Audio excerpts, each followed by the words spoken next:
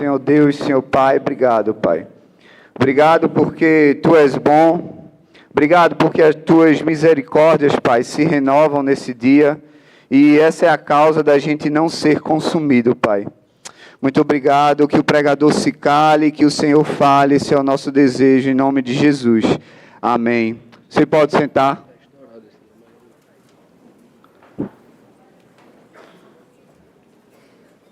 Desliga.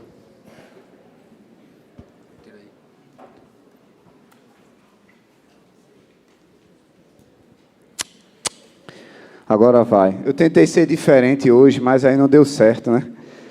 O microfone estava estourado. Porque eu me sinto preso, eu gosto de gesticular muito, e aí quando eu fico com uma mão aqui no microfone, eu fico meio sem poder me mexer muito, né? Mas enfim, hoje é um dia de alegria. A gente veio de um Eu Sou. E a gente teve lá nesse Eu Sou 115 adolescentes lá de 11 a 14 anos fazendo o Eu Sou.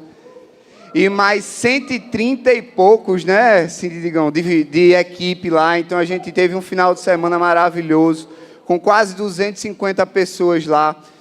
E foi bênção. Alguns adolescentes aqui. Ontem a gente teve o nosso reencontro. A gente teve quase 150 adolescentes aqui também no nosso reencontro. Então é um dia de alegria, porque é sempre alegria, na verdade, quando a gente vai falar da palavra do Senhor e que as pessoas cada vez mais escutam e ali vão tendo suas vidas transformadas.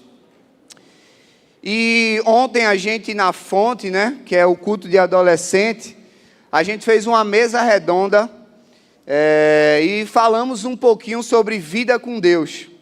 E eu não poderia trazer uma palavra diferente do que a que eu trouxe ontem, do que a que eu trouxe hoje. Ontem a gente falou de vida com Deus, mas como é que a gente alimenta a nossa vida com Deus?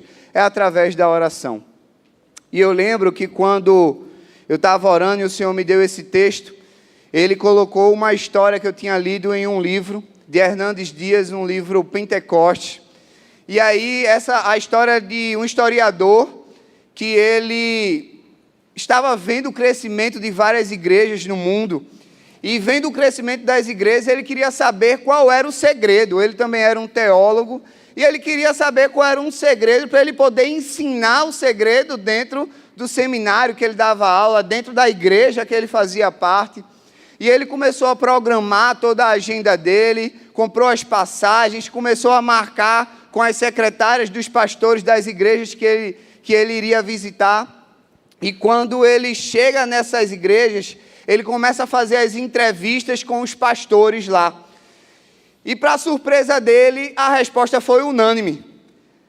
Quando ele perguntava qual é o segredo do crescimento da sua igreja, qual é o segredo da sua igreja crescer tanto, qual é o segredo de tantas vidas serem transformadas e frutificar dentro da sua igreja, e a resposta foi oração. E aí ele, não conformado com essa resposta, a mesma resposta de todas as igrejas que ele ia, ele agora foi entrevistar na última igreja que ele estava, a secretária desse pastor, para saber se o que o pastor dizia era realmente verdade. E quando ele foi entrevistar a secretária disse a mesma coisa, é oração. E aí contou uma outra história para ele, dizendo, teve um dia que o presidente ligou para ele, à tarde, e ele se recusou em atender o presidente. E o presidente ficou muito chateado. E ele disse que estava falando com alguém mais importante do que o presidente. E o presidente ficou chateado. Quando ele fica chateado, ele desliga o telefone. E o pastor, quando ele fica livre, ele retorna para o presidente. E aí ele fala com o presidente, opa, presidente, o senhor ligou para mim? E aí ele diz, liguei, quem é mais importante do que eu, que você não poderia me atender? Eu, presidente. E aí o pastor responde de uma maneira majestosa e diz assim, eu estava em uma ligação com alguém muito mais importante do que o senhor, que você não chega nem no dedinho midinho dele, e muito mais importante, inclusive, do que a mim mesmo, que era o meu amigo Jesus. A verdade é que essa história mostra que para a nossa vida cristã permanecer, para que a gente seja persistente, para que a gente seja perseverante, para que a gente seja constante, para que a gente se aprofunde em relacionamento e em intimidade com o Senhor, nós precisamos estar em oração. Tessalonicenses vai dizer: orai sem cessar. Ter uma vida de oração e orar sem cessar não é simplesmente eu vou parar tudo da minha vida e agora eu vou ficar só de joelhos orando, mas na verdade em todo momento você está conversando com seu amigo Jesus. É num trânsito, num sinal, você conversar com seu amigo Jesus. Vai fazer uma prova: Senhor, me relembra tudo que eu estudei.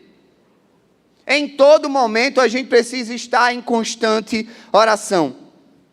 Para mim, não existe nada mais poderoso do que a oração de um justo.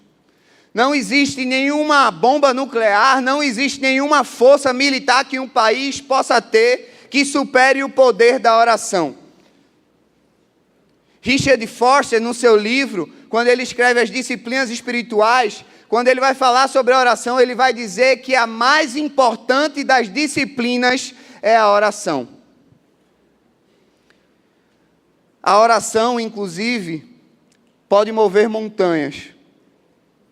Quando o justo ora, o Espírito é derramado na sua igreja. Não é Deus que precisa da nossa oração. Na verdade, somos nós que precisamos estar em oração. O apóstolo Paulo, em Colossenses, vai dizer: porque nós estamos nele, o cabeça de toda autoridade e governante, nós estamos completos. Nós estamos completos quando estamos em oração, quando estamos conversando com Jesus.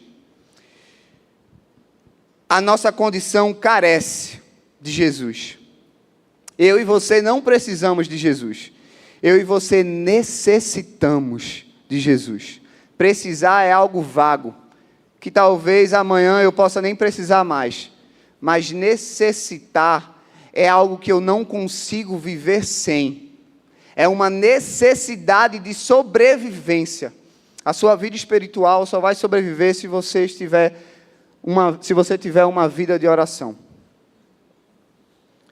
Esse é o ano da oração aqui na Recon. E sem saber disso, eu estava planejando, antes de ser anunciado o ano da oração, eu estava planejando qual seria a palavra que eu iria dar um foco nos carismáticos. Eu sempre tive um pouco de preconceito com a palavra que iria reger o ano. Mas a gente segue essa palavra como uma palavra que vai nortear as nossas ações, e não como uma palavra que a gente não vai fazer nada além dela. E aí eu comecei a pensar e orar, e eu disse: cara, eu preciso trazer para os adolescentes profundidade.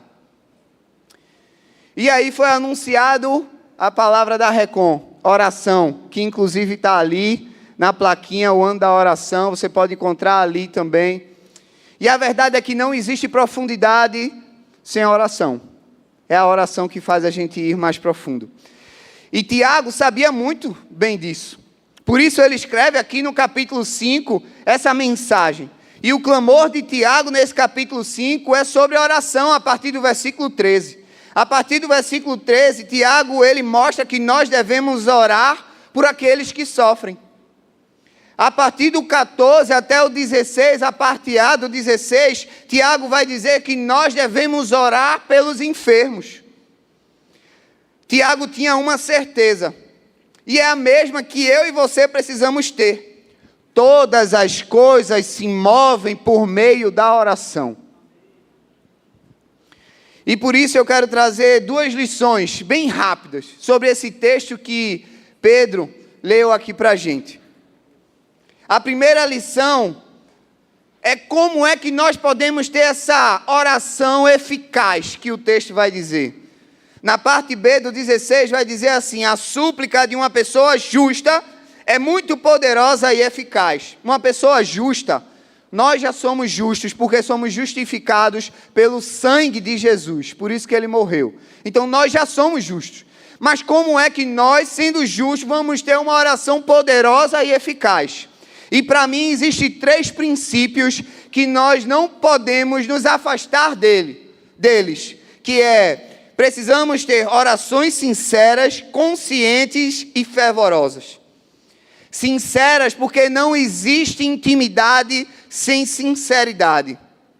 Precisamos mostrar, para a gente criar intimidade, precisamos mostrar a verdade do nosso ser. Quem verdadeiramente nós somos. Precisamos mostrar para Jesus as nossas maiores intenções, por mais que não sejam intenções que Ele não queira que a gente tenha. Mas precisamos mostrar quem somos, a verdade nua e crua que existe em mim e em você. No Antigo Testamento, a gente vai ver diversas vezes as pessoas rasgando suas vestes no momento de desespero.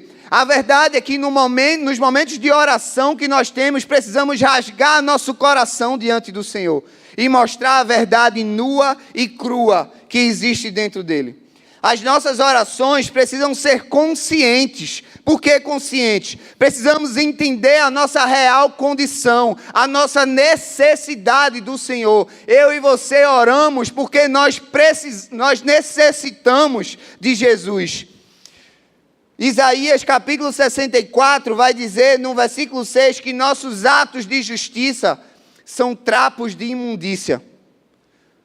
Você sabe o que é trapos de imundícia? Trapos de imundícia nada mais é do que aquele pano que a mulher usava no seu período menstrual para limpar, e também os leprosos usavam para poder limpar as suas feridas.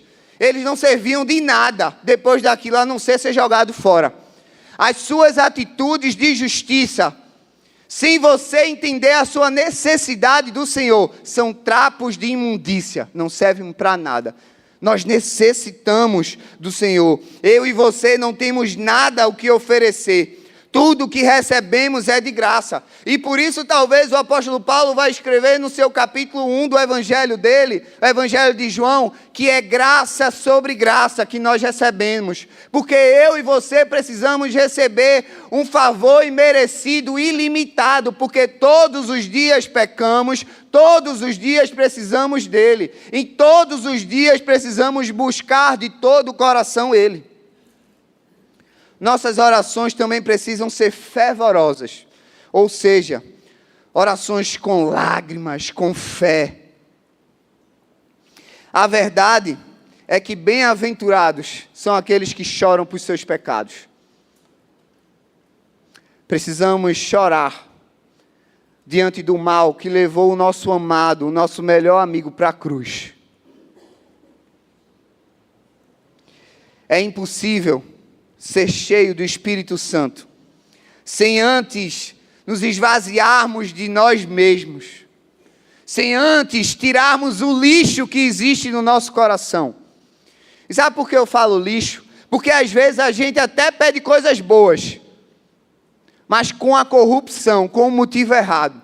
Eu lembro de quando Bruna, teve um dia que Bruna estava sentindo uma dor muito grande. Bruna é minha esposa, para quem não sabe.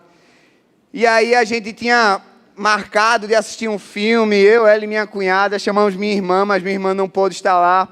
E a gente assistiu um filme, comeu um sushi, e aí foi batendo ali de madrugada, meia-noite, meia-noite e meia, meu sono, ele é muito precioso. E aí ela falou assim, amor, eu estou muito mal. Eu disse, eita amor, vamos esperar mais um pouquinho. Vamos esperar mais um pouquinho. Chegou um momento que eu fui orar, eu disse, não, vou orar para Deus curar, né? Tem que ter fé, né? Oração com fé. Se o Senhor não quiser curar, amém. Mas se Ele quiser curar, amém também. Glória a Deus. E aí, beleza, eu botei a mão na barriga dela e comecei a orar. Senhor, cura em nome de Jesus. Mas a verdade é que quando eu fiz essa oração, eu estava morrendo de cansado e eu não queria ir para o hospital. Depois de muito tempo eu percebi, eu disse, eu sou muito miserável. Porque até o meu maior pedido, um pedido que era verdadeiro, que eu queria que minha esposa não sentisse dor, mas eu também estava pensando em mim e não perder a minha noite, porque eu iria estar a madrugada todinha no hospital com ela. Precisamos chorar pelo nosso pecado. Precisamos ter fé diante do Senhor, porque sem fé é impossível agradar a Deus. Tem uma canção que eu lembro, sempre que eu falo sobre princípios de oração, porque essa canção, ela é uma aula de oração, que se você quer ter uma aula de oração, busque essa canção, que é Em Fervente Oração da Harpa. Se você souber cantar, você canta comigo para não passar vergonha sozinho. Mas eu vou aqui tentar. Igor já está ali reclamando, porque ele diz que eu preciso da teoria de 10 mil horas para poder aprender a cantar. Mas ela é uma aula de oração. E eu não poderia deixar de trazer ela para você. E ela diz o seguinte: em fervente oração, vem o teu coração na presença de Deus derramar.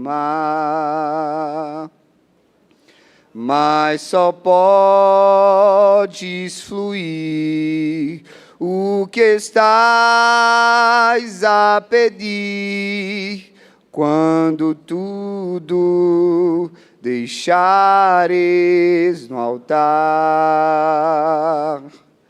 Quando tudo perante o Senhor estiver, e todo teu ser Ele controlar,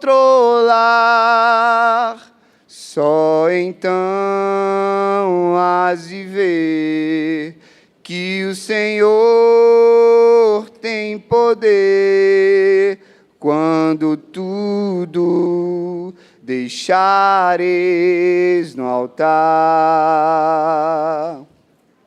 Maravilhas de amor te fará o Senhor, atendendo a oração que aceitar.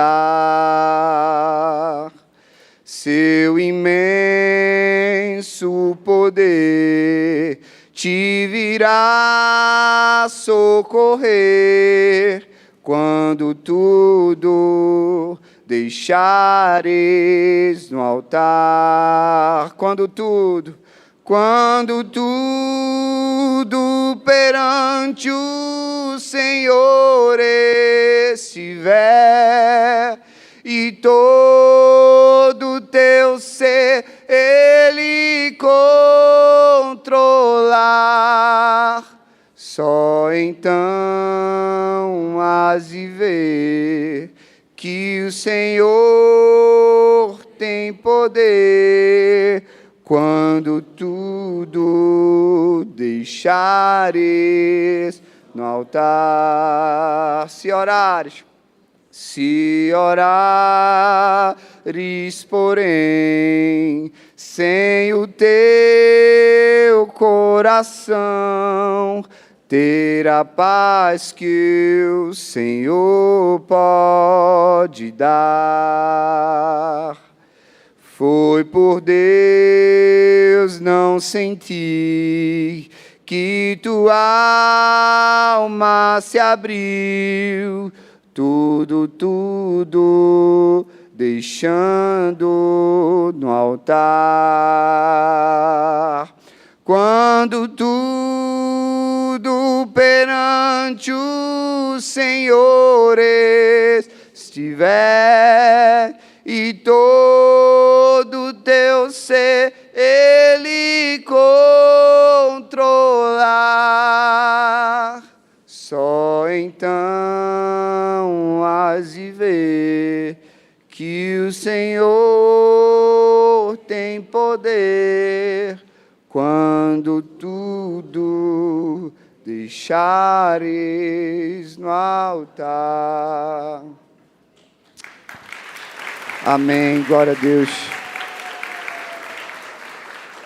Quando tudo deixarmos no altar, veremos verdadeiramente o poder do Senhor através da oração. Quando tudo deixarmos no altar, maravilhas de amor nos fará o Senhor. Isso tem a ver com a segunda lição que eu quero trazer para você, que a oração é a força mais poderosa da terra. Já entendemos como podemos ter essa oração eficaz, mas agora vamos entender o poder dessa oração. Os versículos 17 e 18 vai dizer o seguinte: Elias era uma pessoa frágil como nós, Ele orou fervorosamente, rogando para que não chovesse, e não choveu sobre a terra durante 3 anos e meio. Então fez outra oração, e os céus derramaram suas chuvas, e a terra produziu seus frutos. Oração não é um ato vazio que eu e você fazemos. Quando nos ajoelhamos em humildade diante do Senhor, nossa oração move montanhas. Elias era fraco, tanto quanto eu e você. Mas Elias sabia dos princípios da oração. Elias sabia que precisava reconhecer quem ele era, a necessidade dele de Deus. Elias foi alguém que teve medo. Elias foi alguém que fugiu por causa desse medo. Elias foi alguém que teve, inclusive, pensamentos depressivos. Elias, inclusive, pediu para morrer. Elias não aguentava mais as aflições que ele passava. Mas Elias era um homem de oração. Eu e você, por tantas vezes, passamos por coisas difíceis e parece que não vamos suportar, mas nem sequer tivemos o trabalho de estar em oração, de levar a Deus aquele que pode fazer todas as coisas. Se a gente abrir a Bíblia, a gente vai ver vários homens de oração. Quando eu abro a Bíblia, eu vejo Abraão orando e Deus livrando o seu sobrinho Ló. Eu vejo Isaac orando e Deus curando a esterilidade de sua mulher Rebeca. Eu vejo Moisés diante de Deus intercedendo pelo povo de Israel, pois Deus estava pronto para destruir aquela nação, e Deus escutando a oração de Moisés e tendo misericórdia do povo. Eu vejo Samuel dizendo: longe de mim pecar contra o meu Deus, deixando de orar por vós. Eu vejo Elias, um homem de oração, que em resposta à sua oração os céus se fecham, trazendo juízo sobre a nação de Israel. Eu vejo Elias orando a Deus e Deus ressuscitando o filho de uma viúva. Eu vejo Elias orando e Deus mandando do céu fogo para provar que só existe um só Deus. Eu vejo Elias orando e em resposta à sua oração, Deus faz descer uma grande chuva para restaurar a nação de Israel. Quando eu abro a Bíblia, eu vejo o apóstolo Pedro orando e o Espírito sendo derramado, e ali todas as nações entendiam nos seus próprios idiomas a pregação. Eu vejo 3.000 pessoas sendo convertidas depois dessa oração de Pedro. Quando eu vejo a história da igreja depois de Jesus, eu olho para os pais da igreja e vejo eles orando. Eu vejo os grandes santos orando, eu vejo Lutero orando, Calvino orando, John Knox orando e clamando: dá-me a Escócia para Jesus, senão eu morro.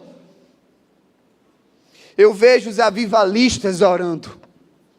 E o avivamento chegando na Inglaterra, o avivamento chegando mais para frente na Nova Inglaterra, o avivamento em 1857 chegando nos Estados Unidos, o avivamento em 1904 chegando no país de Gales, o avivamento em 1906 chegando na Rua Azusa, o avivamento chegando na Coreia do Sul em 1907.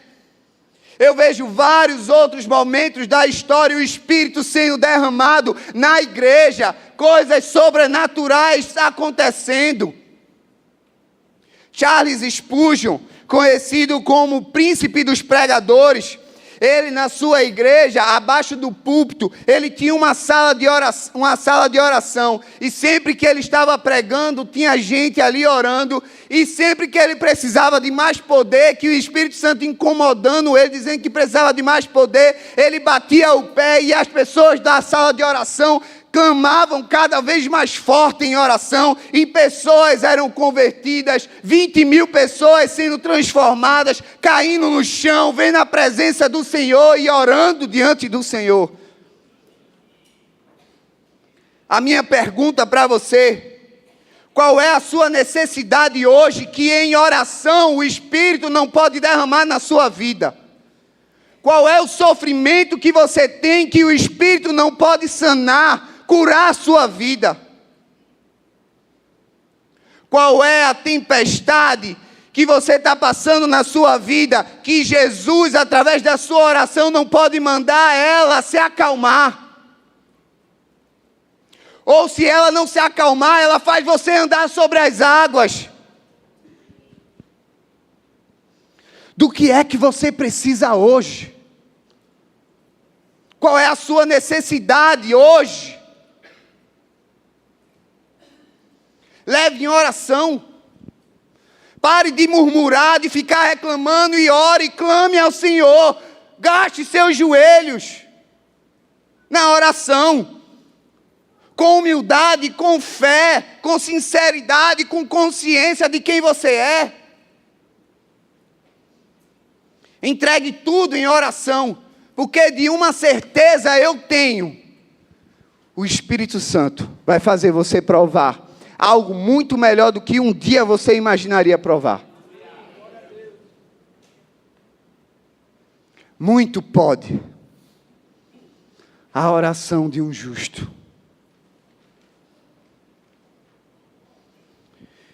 Esses grandes homens que eu citei, tanto da Bíblia, quanto os avivalistas, eles gastavam suas vidas em oração. John Knox, que clamou: dá-me a Escócia para Jesus, senão eu morro, ele gastava 5 horas do seu dia em oração. Jonathan Edwards, o instrumento do avivamento da Nova Inglaterra, ele orava em média 8 horas por dia. E nos seus sermões, e principalmente no sermão dele, que virou um livro hoje, né? Que é Pecadores nas Mãos de um Deus Irado. As pessoas se seguravam nas colunas das igrejas por medo de ir para o inferno, porque sentiam o chão tremer.